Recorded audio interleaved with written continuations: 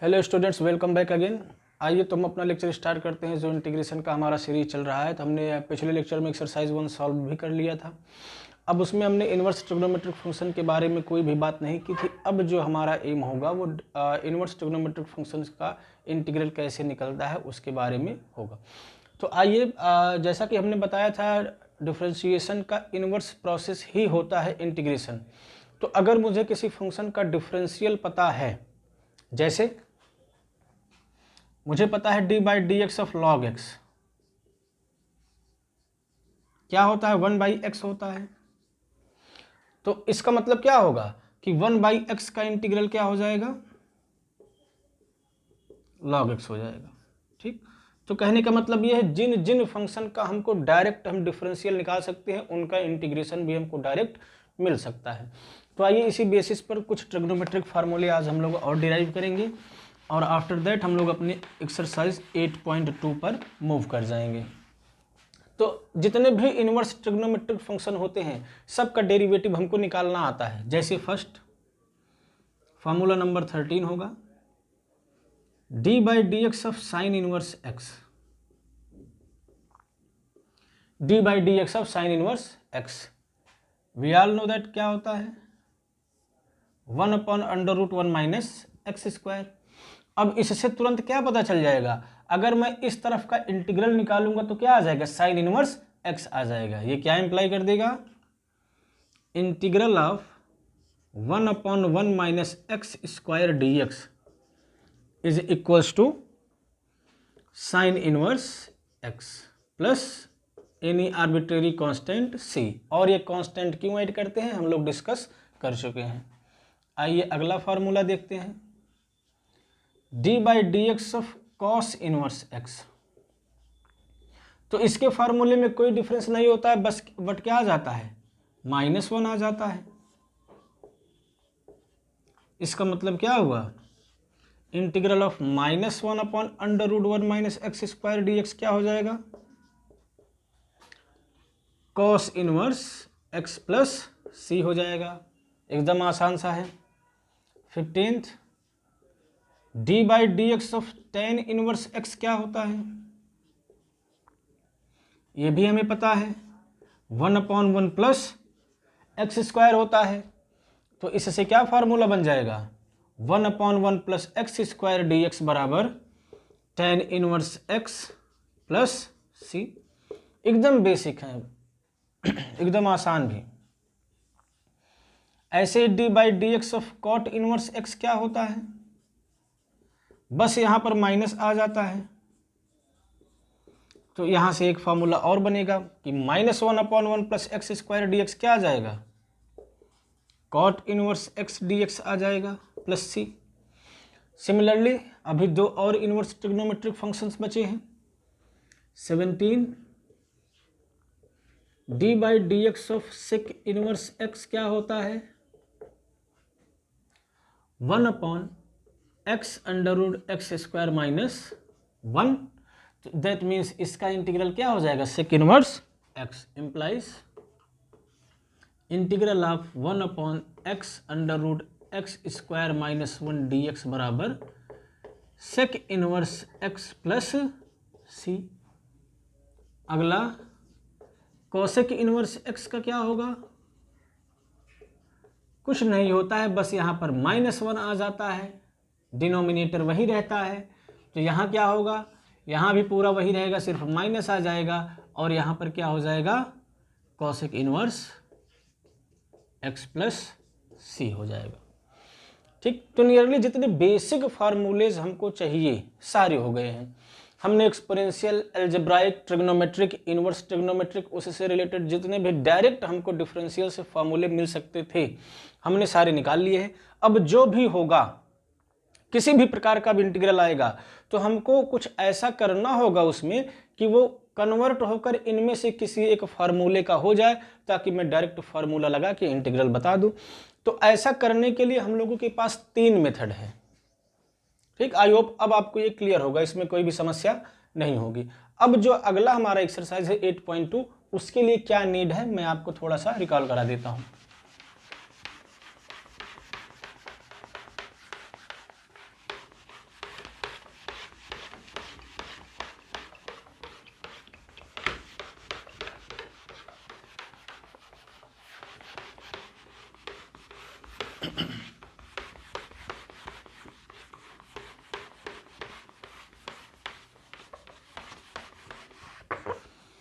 अब जो methods of integration हमको डिस्कस करने हैं, क्या करने हैं, मेथड्स ऑफ इंटीग्रेशन। तो यहाँ पर बेसिकली 3 मेथड होगा standard, methods of integration, methods of integration. ठीक भाई, अभी तक हमने कोई मेथड नहीं पढ़ा, हम सिर्फ इंस्पेक्ट करते थे कि अगर ये फंक्शन है, इसका डिफरेंशियल हमको पता है, तो उसकी मदद से हम रिवर्स प्रोसेस लगा के एक फार्मूला बना लेते थे। लेकिन अब क्या है, अब हमको डायरेक्टली उसका डिफरेंशियल नहीं पता होगा कि यह फंक्शन किस फंक्शन का डिफरेंशियल है, मीन्स इंस्पेक्ट करना थोड़ा सा कठिन हो जाएगा। तो इसलिए हम लोगों को मेथड पढ़ना पड़ेगा, कुछ स्टैंडर्ड मेथड्स फिक्स्ड करने पड़ेंगे, जिससे कि मुझे इनवर्स प्रोसेस के बारे में ना सोचना पड़े, डायरेक्टली मैं इंटीग्रेट करते चला जाऊँ, हमको आंसर मिल जाए। तो बेसिकली इसके लिए 3 मेथड हैं।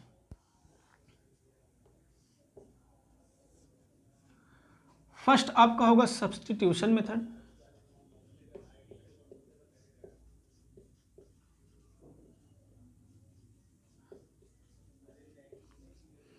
सब्स्टिट्यूशन मेथड इसमें क्या करेंगे कि जो भी हमारा इंटीग्रेंट, अगर मान लीजिए इनमें से किसी भी स्टैंडर्ड फार्मूले टाइप का नहीं है, तो उसमें मैं क्या सब्स्टिट्यूट कर दूं, क्या चेंजेस ला दूं कि जो हमारा इंटीग्रल है वो स्टैंडर्ड किसी फार्मूले में कन्वर्ट हो जाए। तो आगे हम लोग डिस्कस करेंगे कैसे सब्स्टिट्यूशन करते हैं। अगला जो होगा इंटीग्रल या integration by using partial fraction, partial fractions. आगे हम लोग इसको डिस्कस करेंगे, अभी मैं सिर्फ मेथड्स के आपको नाम बता रहा हूं। अब ये क्या होते हैं मेथड, इसको डिटेल में हम लोगों को पढ़ना है, एक्सरसाइज बाय एक्सरसाइज। और अगला होगा आपका integral by part, integral by part. अब इसमें क्या होगा, जैसे हम लोगों ने प्रोडक्ट रूल डिफरेंशिएशन के लिए पढ़ा है, तो ऐसे ही प्रोडक्ट रूल इंटीग्रल के लिए भी बनेगा, बट सेम फार्मूला नहीं बनेगा, कुछ डिफरेंस होगा, उसको हम लोग देखेंगे। तो 3 मेथड हैं standard, substitution method, integration by using partial fraction, and the third one is integral by part. तो अब जो हमारी एक्सरसाइज 8.2 है वो मेनली सब्स्टिट्यूशन मेथड पे बेस्ड है। आइए उसको हम लोग डिस्कस करते हैं। सब्स्टिट्यूशन मेथड ओवरव्यू मैं एक बार आपको दे देता हूं कि इसमें करना क्या है। जैसे फॉर एग्जाम्पल से समझते हैं। जैसे मान लीजिए हमको इंटीग्रल निकालना है साइन ax प्लस बी का, इसी से समझेंगे तो आपको थोड़ा सा आसान लगेगा। अब जो फार्मूला हमको पता होता है वो किसका पता होता है, साइन एक्स डी एक्स का पता होता है, क्या हो जाता है, minus cos x plus c. ये स्टैंडर्ड फार्मूला है, लेकिन वो स्टैंडर्ड फार्मूले के पार्ट में नहीं है, उस तरीके से नहीं दिख रहा है, तो उसको मैं इसमें कन्वर्ट करना चाहता हूं बाय यूजिंग सब्स्टिट्यूशन। तो ध्यान से देखिए, इसमें सिर्फ डिफरेंस क्या है, यहां पर कोई एक ही वेरिएबल आ रहा है, उसके साथ कोई भी न कांस्टेंट है न कोई और वेरिएबल है। तो मैं क्या करूंगा, इसको किसी एक स्टैंडर्ड वेरिएबल को बराबर मान लूंगा, इससे कंपैरिजन करके इस पार्ट को मैं सिर्फ एक वेरिएबल में कन्वर्ट कर दूंगा, मीन्स मैं मान लूंगा t equals to ax plus b. t कोई नया वेरिएबल है, t बराबर हमने क्या मान लिया, ax प्लस बी। अब जो फंक्शन है, जो इंटीग्रैंड है, उसको मुझे t के टर्म में कन्वर्ट कर देना है। भाई वेरिएबल x था तो dx आ रहा था, क्योंकि हमारा इंटीग्रैंड x पर डिपेंड कर रहा था। अब मैं इस इंटीग्रैंड को t के फंक्शन में लाना चाहता हूं, तो dx भी अब नहीं रह जाएगा, वहां हमको dt निकालना पड़ेगा। तो जो हमने माना है, इसको दोनों साइड को डिफरेंशिएट कर दूंगा with respect to t, differentiating with respect to t। तो t का t के रिस्पेक्ट में डिफरेंशियल क्या हो जाएगा, 1 हो जाएगा। ए कांस्टेंट है बाहर आ जाएगा, और अब x हमारा डिपेंडेंट वेरिएबल की तरह ट्रीट कर रहा है। तो जब y हमारा डिपेंडेंट वेरिएबल होता था तो इसका डिफरेंशियल क्या होता था, dy बाई dx। तो अब हमारा y की जगह पर x है और x की जगह पर t है, तो x का डिफरेंशियल क्या हो जाएगा, dx upon dt, and b is a constant, hence it's differential will be 0। Clear. तो यहां से dt की वैल्यू हमको मिल जाएगी, यहां से क्या मिल जाएगा हमको, dt की वैल्यू मिल जाएगा, क्या आ जाएगा, क्रॉस मल्टीप्लाई करेंगे dt बराबर a dx आ जाएगा, dt बराबर क्या आ जाएगा, a dx आ जाएगा। अब इसको अपने इंटीग्रल में रख दो, क्या करें, इसको अपने इंटीग्रल में पुट कर दे। हमारा इंटीग्रल कैसे कन्वर्ट हो जाएगा, sine t into a d t divide में आ जाएगा, dx बराबर dt बाई ए। तो dx की जगह पर मैं dt बाई ए लिख सकता हूं। अब a कांस्टेंट है, बाहर चला जाएगा, तो इंटीग्रेंड हमारा स्टैंडर्ड फॉर्म में बदल गया। अब ये साइन एक्स dx टाइप का हो गया ना, बस अब इसका हमको पता होता है, minus cos t minus cos t plus c, minus cos t plus c. अब टी जो हमने माना था उसको पुनः उसके स्थान पर रख दीजिए, again substitute it, a x plus b plus c, यही हमारा फाइनल आंसर हो जाएगा।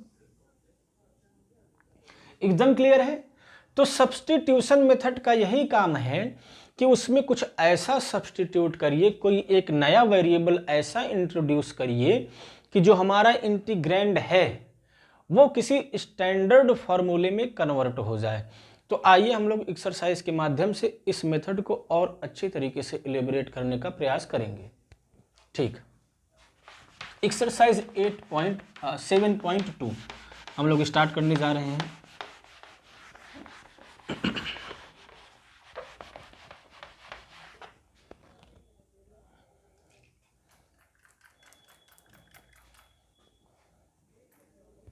बहुत ही बेसिक और बहुत ही आसान एक्सरसाइज है, बस आपको यही ध्यान रखना है कि सब्स्टिट्यूशन मेथड का एम क्या होता है, उसमें क्या करना होता है, बस आपकी सारी एक्सरसाइज लग जाएगी।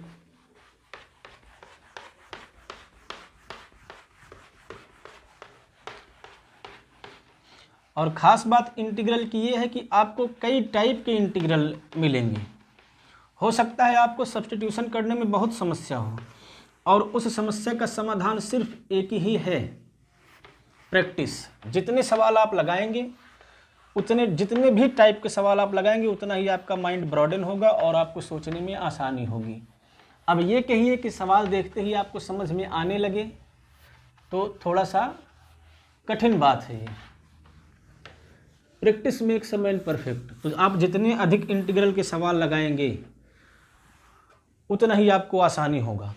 तो आइए देखते हैं एक्सरसाइज 7.2। तो इसका पहला सवाल देखिए क्या है, 2x upon 1 plus x square. Exercise 7.2 first question, 2x upon 1 plus x square dx। अब ऐसा तो हमने कोई फार्मूला पढ़ा नहीं भाई, सिंपली x की पावर n का फार्मूला पढ़ा है, ये सब तो फ्रैक्शन में आ गए, तो जाहिर सी बात है ये स्टैंडर्ड फॉर्म में नहीं है। हमको क्या करना है, इसको स्टैंडर्ड फॉर्म में कन्वर्ट करना है। तो मैं क्या करूंगा, कुछ ऐसा सब्स्टिट्यूट करूंगा जिससे हमारा इंटीग्रल किसी स्टैंडर्ड फॉर्म में कन्वर्ट हो जाए। और ध्यान देने की बात है, मैं उसी चीज को t मानूंगा। भाई वहां पर हमने क्या किया, ax प्लस बी को t मान लिया, ठीक। तो हमको डिफरेंशिएट करने में कोई नया वेरिएबल नहीं मिला, मीन्स कोई भी कठिनाई नहीं हुई। a dx बराबर क्या आ गया, dt आ गया। तो मैं dx को आसानी से रिप्लेस कर सकता था dt बाई ए से। इससे क्या पता चला कि मुझे उस फंक्शन को t मानना है जिसका अगर मैं डेरिवेटिव करूं तो वह भी इंटीग्रल में प्रेजेंट हो। जैसे मुझे यहां पर 2x या x को t मानने से कोई फायदा नहीं होगा, क्योंकि dx बराबर dt आ जाएगा। जैसे मैं मान लूं t बराबर x, तो dt बराबर dx आ जाएगा। तो क्या उससे इंटीग्रल पर कोई प्रभाव पड़ेगा? कोई प्रभाव नहीं पड़ेगा, वैसे के वैसा बना रहेगा, सिर्फ 2 हट जाएगा, 2 भी आएगा इनफैक्ट। तो कुछ नहीं हुआ, सिर्फ x की जगह पर t हो गया। तो मीन्स x को t मानने से कोई फायदा नहीं है। और x का डेरिवेटिव हालांकि प्रेजेंट था, लेकिन फिर भी कोई फायदा नहीं हुआ, क्योंकि t का डेरिवेटिव 1 होता, और 1 तो हर जगह होता है। तो इससे क्या पता चल रहा है कि ऊपर से तो हमारा काम होने वाला नहीं है। तो आइए हम 1 + x² को t मान के चलते हैं। अब आपको लग रहा होगा, इंट्यूशन कह रहा होगा कि अगर मैं t 1 + x² को मान लूं और इसको डिफरेंशिएट करूं तो 2x आएगा, जो कि हमारे न्यूमरेटर में है, तो हमारा इंटीग्रल आसान हो जाएगा। Differentiating with respect to t, तो क्या आ जाएगा? 2x dx बराबर dt। क्या आ जाएगा? 2x dx बराबर dt। अब आपको दिख रहा होगा 2x dx यहां पर प्रेजेंट है, और उस पूरे 2x dx की जगह पर मैं dt लिख सकता हूं। तो हमारा इंटीग्रल किस में बदल गया? dt/t में, dt/t में। और dx/x का इंटीग्रेशन होता है log x। तो ये आंसर क्या हो जाएगा? log mod t + c। और हमने t जिसको माना था उसको फिर से रख दूंगा, तो log 1 + x² + c हो जाएगा। क्लियर है? एकदम सिंपल सा सवाल था। आइए अगला देखते हैं, सेकंड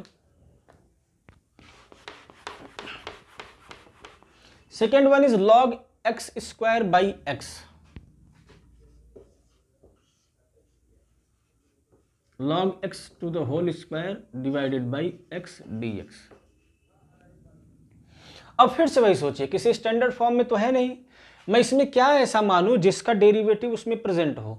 तो आपको दिख रहा है कि log x का डेरिवेटिव क्या होता है? 1/x। तो अगर मैं log x को t मान लूं तो 1/x dx अपने आप एलिमिनेट हो जाएगा, और आंसर हमारा इंटीग्रल t² में कन्वर्ट हो जाएगा। तो वहां पर x⁴n का फार्मूला लगा के आसानी से इंटीग्रेट किया जा सकता है। तो मान लेते हैं लेट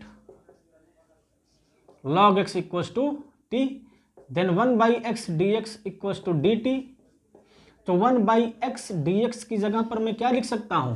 dt लिख सकता हूं। तो इंटीग्रल किस में कन्वर्ट हो गया? t² dt, and it will be t³ / 3 + c। Again substitute t, means log x to the power 3 / 3 + c।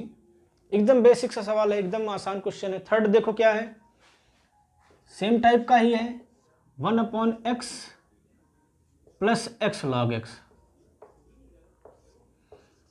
1/x + x log x, तो आपको कुछ कॉमन दिख रहा है, पहले उसको स्टैंडर्ड फॉर्म में बना लो। तो अंदर क्या बचेगा? 1 + log x। अब फिर आपको वही सोचना है किसको t माने कि उसका डेरिवेटिव प्रेजेंट हो। तो अगर आप इस पूरे को t मान लेते हैं तो 1 का तो डिफरेंशिएशन 0 हो जाएगा, log x का 1/x आ जाएगा। तो वहां से हमको 1/x dx मिल जाएगा, उसकी जगह पर हम dt लिख पाएंगे। चलिए करते हैं, लेट t बराबर 1 + log x। तो dt बराबर क्या आ जाएगा?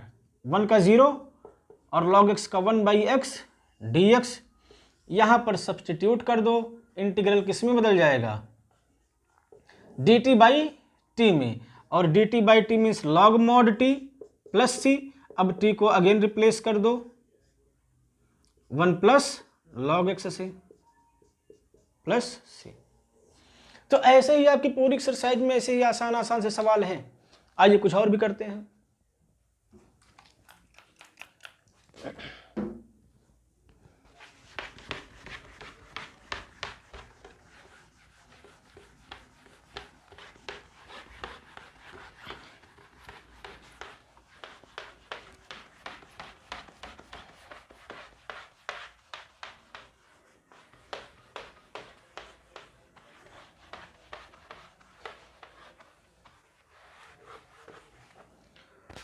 फोर्थ देखिए आप लोग, sine x into sine cos x. Fourth, sine x into sine cos x d x, ये है sine x into sine cos x d x.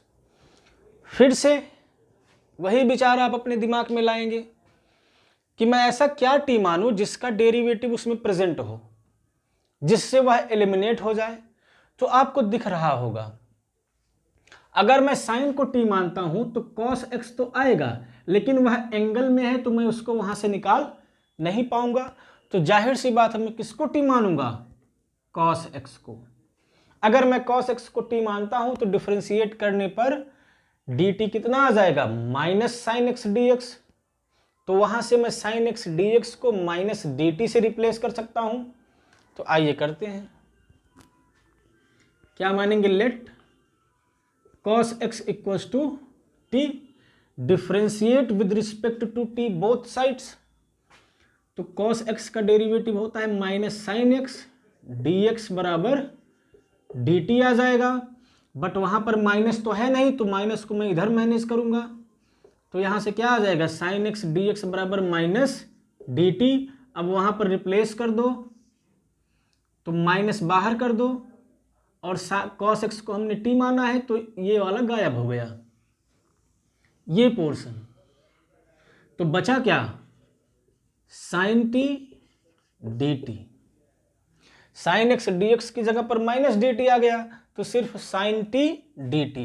अब sine t d t standard form में है, साइन का क्या होता है इंटीग्रल, माइनस कॉस, तो माइनस माइनस प्लस हो जाएगा, कॉस टी प्लस सी, और t को अगेन रिप्लेस कर दो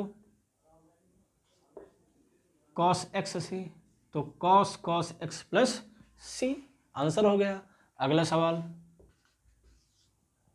fifth one, sine a x plus b cos a x plus b, एकदम आसान सवाल।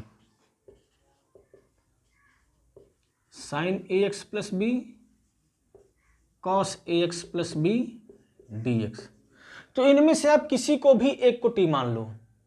साइन एक्स प्लस बी को टी मानोगे तो cos x plus b d x बराबर डी टी आ जाएगा, और कॉस एक्स प्लस बी को टी मानोगे तो minus sine x plus b d x बराबर डी टी आ जाएगा।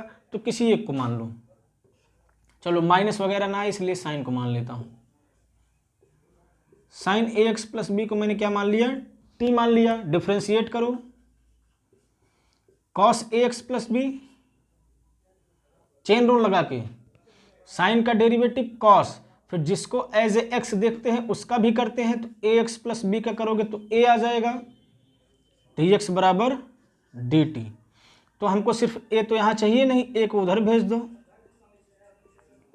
Cos a x plus b d x बराबर डी टी बाई ए, यह आ जाएगा। अब इसको इसमें रिप्लेस कर दो तो इंटीग्रल किस में बदल जाएगा, ए कांस्टेंट है 1/a, बाहर कर दो तो टी डी टी में कन्वर्ट हो जाएगा।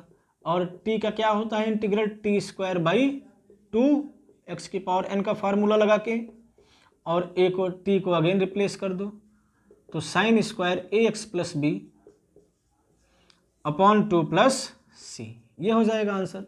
ठीक, तो ऐसे ही बेसिक आपको देखना है, मीन्स ऐसा सोचना है कि किसको मैं टी मानूं कि उसका डेरिवेटिव प्रेजेंट हो, ताकि मैं उसको एलिमिनेट कर पाऊं और हमारा इंटीग्रेंड रिड्यूस हो जाए हमारे स्टैंडर्ड फॉर्मूले में।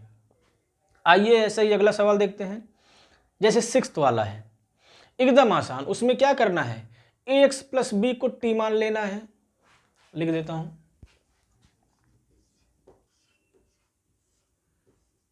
ए x plus b d x. तो मैं x की पावर 1/2 अगर होता तो आसानी से कर लेता, मीन्स ये जो फंक्शन आ रहा है ये दिक्कत कर रहा है, इसको t मान लो। तो यहां से dt बराबर क्या आ जाएगा, a dx आ जाएगा। तो dx बराबर क्या आ जाएगा, dt बाई a, इसमें रिप्लेस कर दो, 1/a बाहर हो जाएगा, और ये अंडर रूट टी dt में कन्वर्ट हो जाएगा, रिड्यूस हो गया स्टैंडर्ड फॉर्मूले में। मीन्स टी की पावर 1/2 है, तो फार्मूला क्या हो जाएगा, टी की पावर 1/2 + 1 अपॉन 1/2 + 1 + c। उसके बाद टी की वैल्यू रिप्लेस कर दो जिसको हमने टी माना है, आंसर छठवां भी हो गया। सातवां देखते हैं, 7th,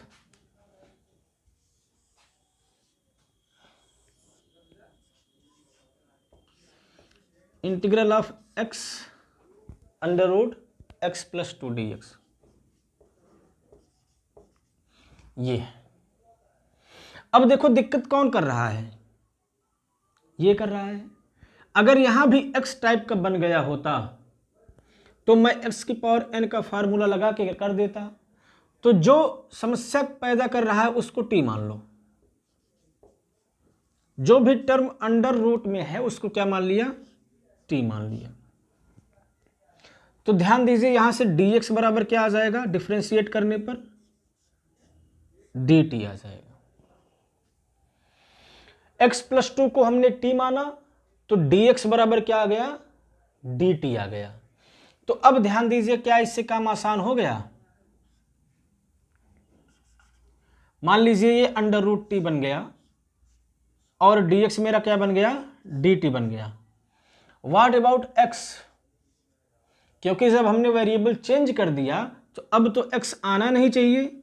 तो मैं क्या करूंगा, जहां पर मैंने अजम्पशन किया है वहीं से x की वैल्यू निकाल लूंगा। तो क्या आ जाएगा, t - 2, t - 2। अब इसको मैं कैसे लिख सकता हूं, t √t dt -2 कांस्टेंट है, √t dt डिस्ट्रीब्यूट हो गया इंटीग्रल की प्रॉपर्टी से।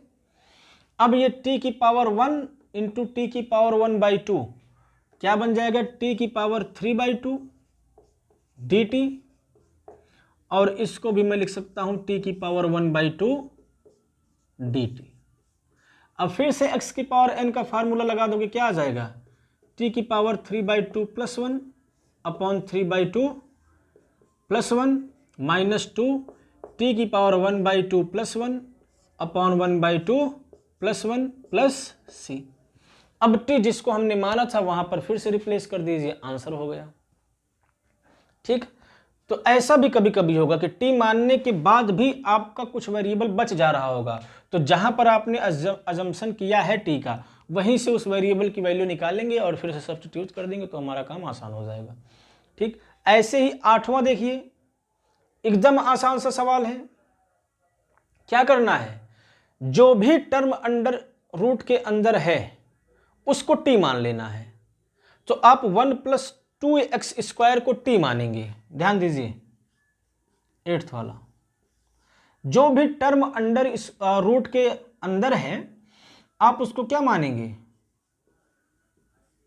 t मानेंगे। 1 + 2x² ही है, हाँ।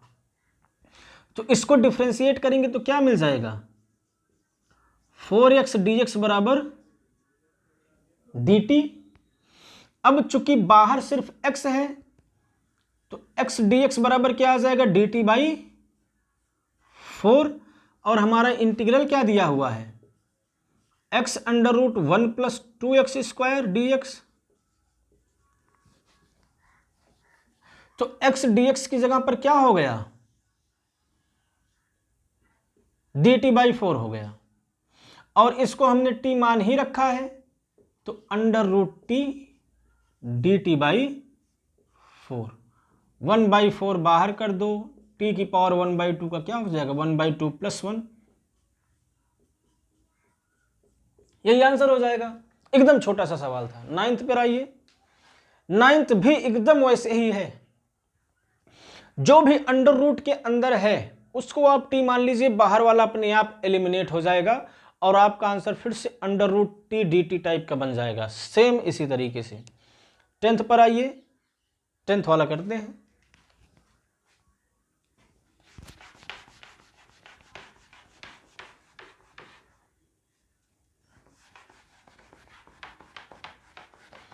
टेंथ क्वेश्चन,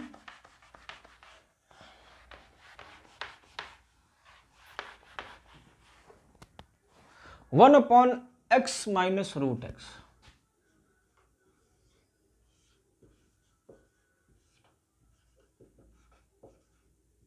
ये। अब इसमें आप किसको टी माने समझ में नहीं आ रहा होगा, क्योंकि कुछ भी मल्टीप्लाई में नहीं है कि उसको मैं डीएक्स के साथ मिलाकर हटा लूंगा अगर टी मानने पर आ जा रहा है, तो इसमें आपको बनाना पड़ेगा। चलिए बनाते हैं। यहां से कुछ बाहर लीजिए, रूट एक्स को बाहर लीजिए। मीन्स कुछ मल्टीप्लिकेशन मुझे बनाना है कि मैं टी मानूं तो उसको डीएक्स के साथ मिलाकर हटा लूं। तो क्या बन जाएगा यहां से,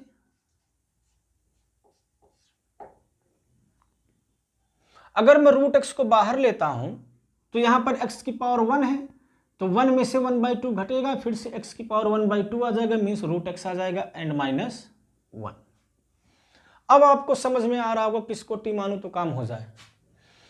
अगर मैं 1/, या सिंपली इसको टी मान लूं, रूट एक्स -1 को टी मान लूं। चलिए मान कर देखते हैं क्या होता है।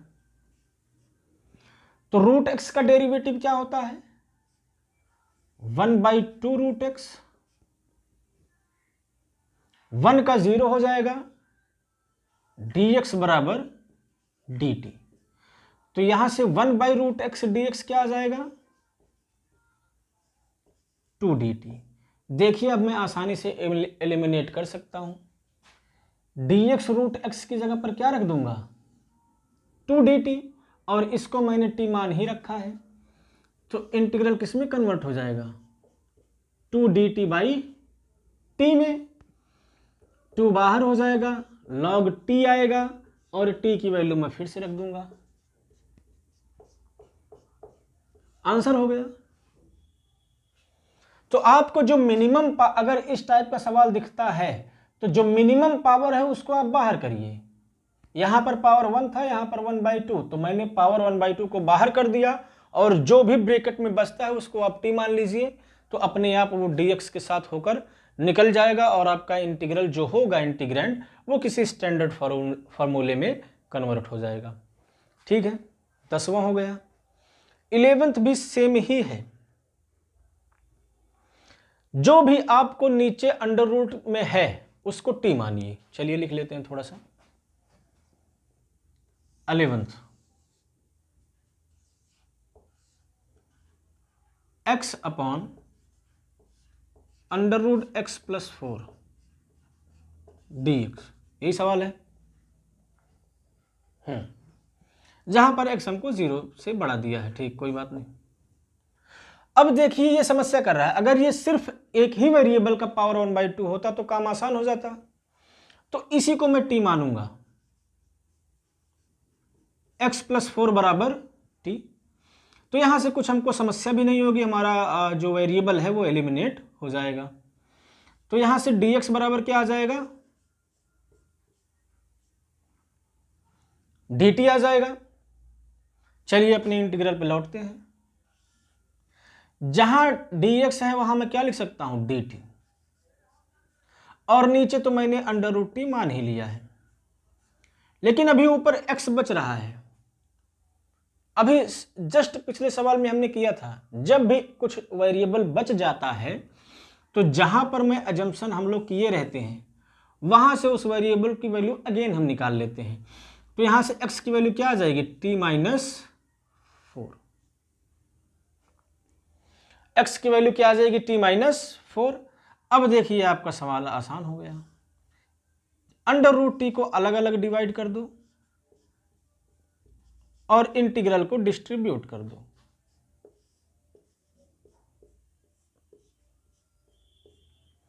यही बन गया।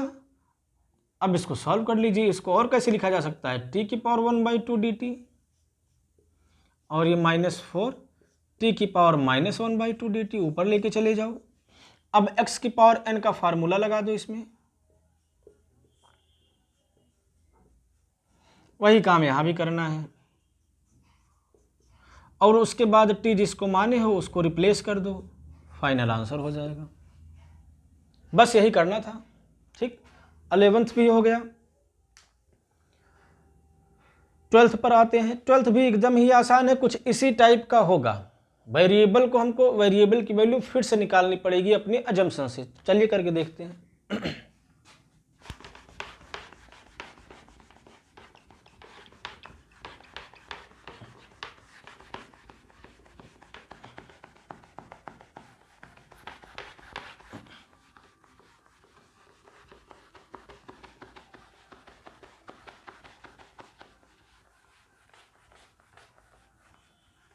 Eleventh 12th x cube minus 1 की पावर 1/3 एक्स की पावर 5।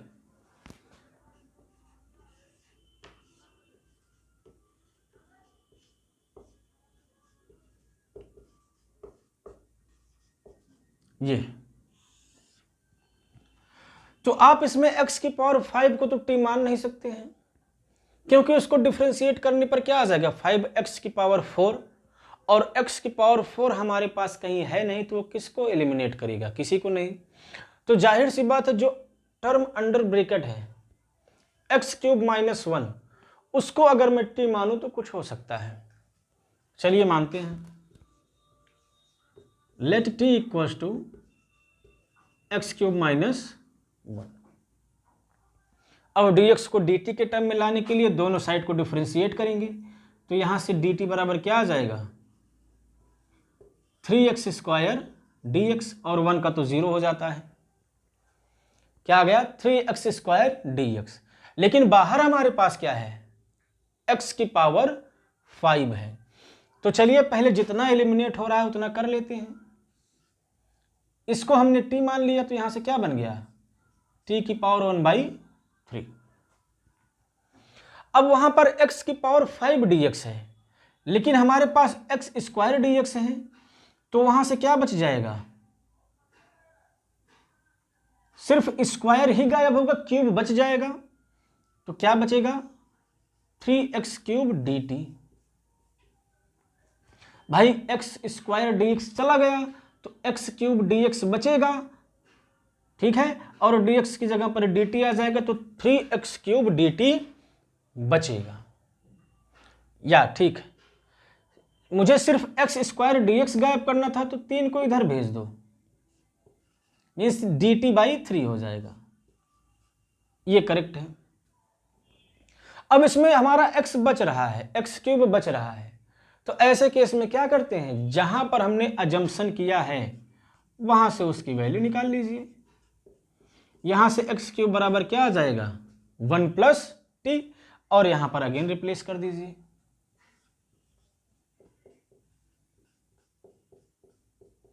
dt/3। अब इसका आसानी से किया जा सकता है। इंटीग्रल को डिस्ट्रीब्यूट करो, क्या बन जाएगा 3 तो कांस्टेंट है, उसको बाहर कर दो एकदम से। यहां पर बन जाएगा t की power 1/3 dt plus t into T की पावर 1/3 आएगा, तो 1/3 में 1 जुड़ जाएगा, 4/3 dt हो जाएगा प्लस c। अब इसको आसानी से आप इंटीग्रेट कर सकते हैं x की पावर n का फॉर्मूला लगा के। ठीक, 12th वाला भी हो गया। 13th भी एकदम आसान, जो भी डिनोमिनेटर में है क्यूब के अंदर, मीन्स 2 + 3x क्यूब, उसको आप t मान लिए, ऊपर वाला अपने आप एलिमिनेट हो जाएगा, एकदम आसान है। तो ये समथिंग 1/t³ टाइप का बनेगा, और उसको ऊपर ले जाओगे t की पावर -3 बनेगा, तो t की पावर -3 + 1/-3 + 1 एकदम ऐसे ही है। 14th देखिए क्या है, एकदम आसान। उसमें ऐसा कौन सा फंक्शन है जिसका डेरिवेटिव उसमें प्रेजेंट है, जाहिर सी बात है log x का। log x को आप t मानिए, तो 1/x dx वहां से गायब हो जाएगा, तो इंटीग्रल हमारा किस में कन्वर्ट हो जाएगा, इंटीग्रल ऑफ 1/t⁻m dt। अब t की पावर m नीचे है, उसको आप ऊपर ले जाएंगे, तो इंटीग्रल ऑफ t की power -m dt means t की पावर -m+1/-m+1। फिर t को आप रिप्लेस कर देंगे, वही आपका आंसर हो जाएगा। 14th वाला भी हो गया। 15th वाला भी एकदम आसान है, उसमें भी आप डिनोमिनेटर को t मानिए। डिनोमिनेटर में है 9 - 4x स्क्वायर। जब आप 9 - 4x स्क्वायर को t मानेंगे, तो यहां से -8x dx बराबर dt आ जाएगा, मीन्स एक्स डी एक्स बराबर minus d t by 8, x d x बराबर माइनस डी टी बाई 8 हो जाएगा। तो ऊपर एक्स डी एक्स है तो ऊपर से एक्स गायब हो जाएगा, तो इंटीग्रल क्या बन जाएगा, -1/8 बाहर कर दो, डी टी बाई टी बन जाएगा। और D t by T means log T. फिर आपने जिसको टी माना है उसको रिप्लेस कर देंगे, बात खत्म। ठीक। 16th वाला भी एकदम आसान। ई की पावर में जो भी है भाई, ई की पावर में जो है वही स्टैंडर्ड फॉर्म में बदलने में दिक्कत कर रहा है, क्योंकि हम ई की पावर एक्स का जानते हैं। तो जो भी पावर में है उसको आप टी मान लीजिए। चलिए मान देते हैं। सवाल है ए की पावर 2x + 3 dx। तो मैंने कहा जो भी पावर में है उसको आप टी मान लीजिए। तो आप 2x + 3 को क्या मान लेंगे, टी मान लेंगे। तो यहां से 2x dx बराबर क्या आ जाएगा, dt आ जाएगा। तो यहां से dx बराबर dt बाई 2, dx बराबर dt बाई 2। उसमें रिप्लेस करोगे तो क्या बन जाएगा, 1/2 बाहर हो जाएगा, e की पावर t dt। अब e की पावर t का इंटीग्रल क्या होता है, वही हो जाता है, t की वैल्यू रिप्लेस कर दो, बात खत्म। ठीक। तो सब्स्टिट्यूशन मेथड में आपके अब सारे सवाल लग जाएंगे, कोई भी नहीं बचेगा। एक बार मैं ऐसे ही देखते आपको बताता चलता हूं। जैसे 17वां है x/e⁻x²। तो फिर से जो e की पावर में है उसको आप टी मानिए। ऐसा क्यों करेंगे, क्योंकि मुझे पता है पावर में x² है और मैं x² को अगर टी मानता हूं तो डिफरेंशिएट करने पर 2x dx बराबर dt आ जाएगा, मीन्स x dx बराबर dt बाई 2। तो ऊपर से हमारा x एलिमिनेट हो जाएगा। तो क्वेश्चन किस में कन्वर्ट हो जाएगा, dt बाई 2 अपॉन e की पावर t। अब वो स्टैंडर्ड फॉर्म में आ जाएगा, तो आसानी से हो जाएगा। 18th वाला भी एकदम आसान, मतलब फॉर्मूला ही लिख दिया है। क्या दिया है, e⁻ tan 1x upon 1 + x²। और हमको पता है tan 1x का डेरिवेटिव क्या होता है, 1/1 + x²। तो मैं जैसे ही tan 1x को t मानूंगा तो dx अपॉन 1 + x² एलिमिनेट हो जाएगा और इंटीग्रल किस में कन्वर्ट हो जाएगा, exponential to the power t में कन्वर्ट हो जाएगा, और उसके बाद हम आसानी से कर ही लेंगे। ठीक। 19th वाला देखते हैं। इसमें आपको थोड़ा सेटिंग करनी है, तो 19th देखते हैं।